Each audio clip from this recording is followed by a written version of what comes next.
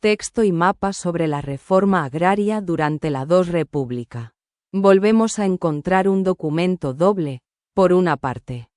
Un texto con fragmentos de la Constitución de 1931 relativos a la posibilidad de expropiación de tierras si responde a un interés general.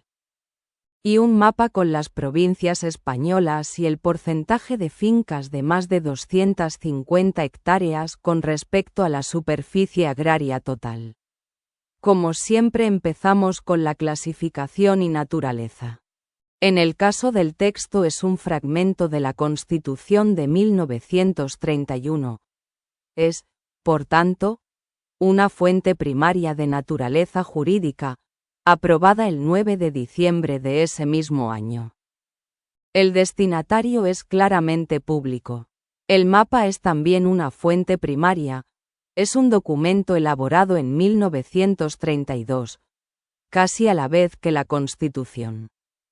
El mapa es un mapa temático de carácter económico y social y se sitúa también en los primeros años de la II República. En segundo lugar, hablaremos de las ideas principales y secundarias. En el texto la idea principal es clara. Toda la propiedad privada puede ser expropiada si el interés general por utilidad social, dice el documento, así lo considera. Prevé también la posibilidad de una adecuada indemnización. Habla también de que los intereses económicos particulares están sometidos al interés económico nacional. Otra idea secundaria es que los bienes privados contribuyen al sostenimiento de los servicios públicos. En el mapa se refleja el porcentaje de latifundios con respecto a la superficie agraria de cada provincia, concentrándose sobre todo en la mitad sur. Vemos la mayor concentración de latifundios, fincas superiores a 250 hectáreas, en gran parte de Andalucía, Extremadura y Castilla-La Mancha, siendo estas superficies en Sevilla, Cádiz, Jaén, Huelva, Granada, Córdoba, Ciudad Real y Cáceres más del 40% de la superficie agraria provincial. Por el contrario, el fenómeno es muy reducido, en torno al 10% en Zamora, Valladolid, Palencia, Soria, Guadalajara, Cuenca y Castellón. No aparecen datos en gran parte del tercio norte peninsular, pero sabemos que el problema no era tan acuciante.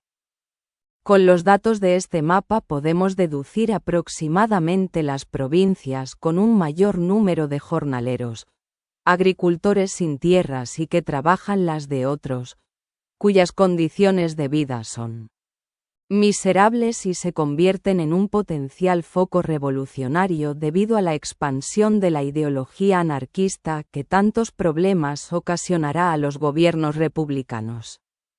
Como sugerencias para hablar del contexto histórico sería interesante hablar del desigual reparto de la tierra en España desde tiempos inmemoriales, especialmente en Extremadura, Andalucía y parte de Castilla-La Mancha, que al ser España un país eminentemente agrario el problema cobra unas grandes proporciones.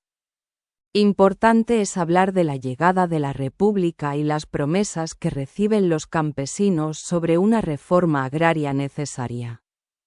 Cómo esa reforma va a tener unos efectos muy escasos y cómo va a evolucionar la aplicación de esa reforma a lo largo de la República.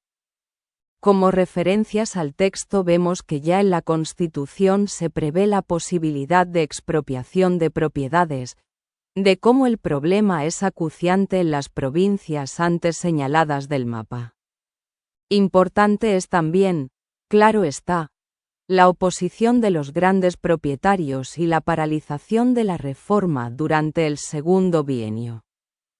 La frustración de los campesinos generará explosiones de violencia inducidas por los anarquistas que pondrán contra las cuerdas a los gobiernos progresistas. Cómo se acelera la reforma durante el gobierno del Frente Popular y durante la Guerra Civil, y cómo el triunfo del bando rebelde frena en seco estas pretensiones. Recuerda que todo esto debe ser muy sintético y aludiendo, en la medida de lo posible, a los dos documentos.